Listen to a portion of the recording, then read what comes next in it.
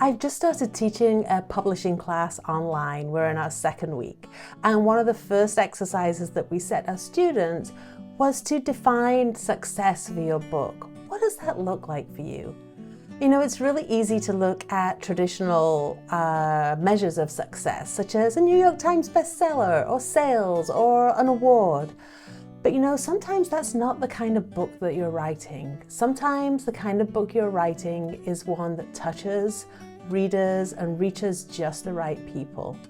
So as an example, this is my second book. This is a non-fiction book that I wrote called Life Without Baby: Surviving and Thriving When Motherhood Doesn't Happen.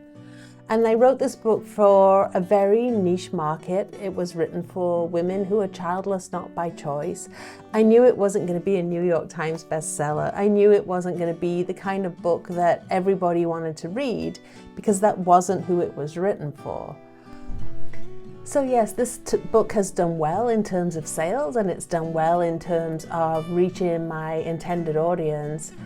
But when I think of this book as being successful, what that means to me is that it reached the people it needed to reach.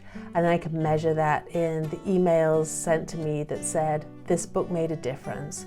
Or the one person who told me, this book literally saved my life.